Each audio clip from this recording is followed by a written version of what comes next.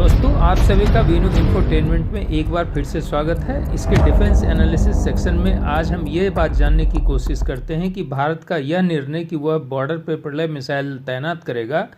चीन क्यों सख्ते में आ गए हैं और उसकी नींद क्यों उड़ी हुई है। आप जैसा कि जानते हैं कि आपका जो सैनिक है वो उसका मनोबल ऊंचा होने के लिए ये ज़रूरी है कि उनके पास सारी मॉडर्न हथियार को दी जाएं और उनकी क्षमताओं का विस्तार दिन प्रतिदिन किया जाए, क्योंकि उसके आगे में जिस तरह का सैनिक खड़ा है, चीन का सैनिक,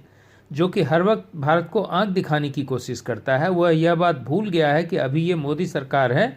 जो कि उनकी बैंड बजाने के लिए पूरी की पूरी तैयारी कर रखी है। एक हाथ में वो दोस्ती का हाथ लिए हुए चलते हैं। आपने देखा होगा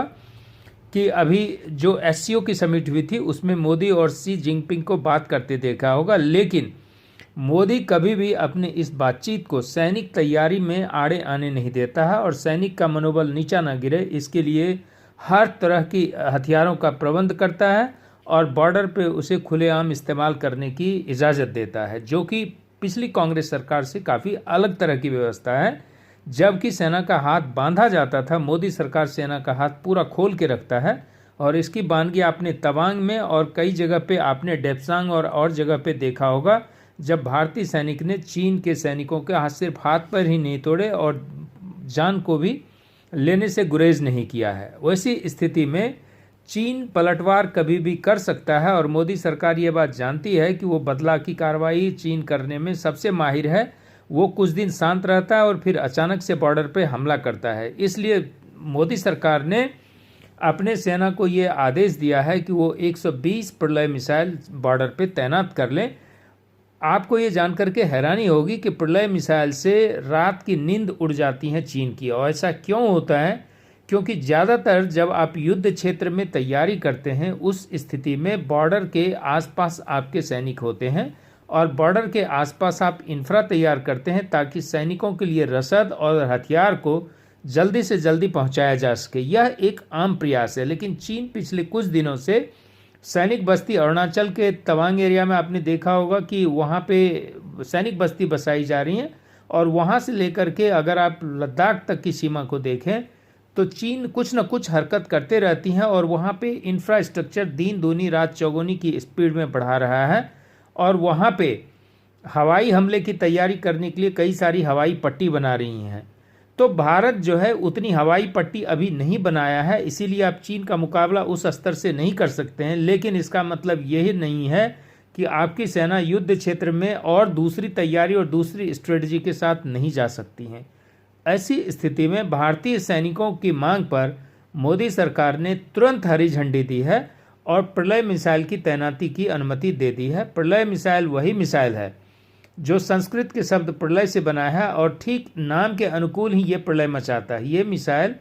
120 किलोमीटर से लेकर के सिर्फ 500 किलोमीटर की मारक क्षमता रखता है और अग्नि के मुकाबले ये मिसाइल मारक क्षमता के दृष्टिकोण से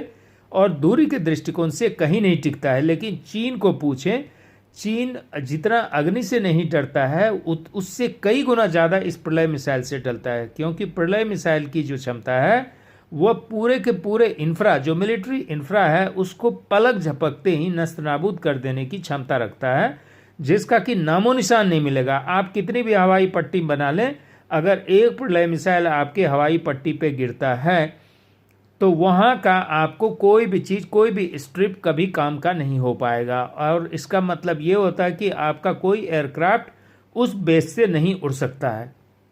उसी तरह से जो कैंटोनमेंट एरिया है उस पर अगर खुदा ने खास्ते ये मिसाइल गिर गई तो सिर्फ जान माल की ही क्षति नहीं होगी, सारे हथियारों के साथ आपका वो पूरा का पूरा कैंटोनमेंट ध्वस्त हो जाएगा। अग्नि मिसाइल को इतनी छोटी दूरी पे मार नहीं कर सकते हैं। अग्नि मिसाइल एक इंटर बैलिस्टिक मिसाइल है जो कि 5000-6000 किलोमीटर की दूरी पे जाके करता है, जबकि युद्ध की जो स्थिति बनती है उस स्थिति में सैनिक बॉर्डर के करीब आ जाते हैं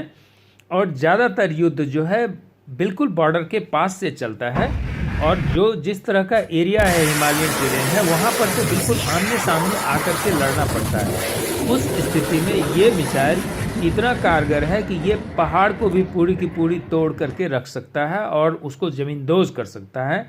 तो कहाँ हवाई पट्टी टिकेगी और कहाँ पर कैंटोनमेंट टिकेगा, चीन इस बात को जानता है और जैसे ही ये खबर उसे मिली है, पूरी की पूरी चीन की सैनिक सख्ते में आ गए और शी जिनपिंग की पूरी हवा निकल चुकी है कि किस तरह से हम भारत के जो अभी वर्तमान में शासक हैं, चाहे वो राजनाथ सिंह हो डिफेंस मिनिस्टर या देश के प्रधानमंत्री मोदी हों, उसको कैसे नियंत्रित किया जाए। क्योंकि बातचीत के रास्ते अगर कोई रास्ता नहीं निकलता है और चीन ये जज्बा रखता है कि वो ज़मीन हड़प लेगा, तो ये मोदी सरकार है, 1 इंच ज़मीन हड़पने पे कई प्रलय मिसाइल का प्रहार होगा और चीन की बैंड बजा दी जाएंगी।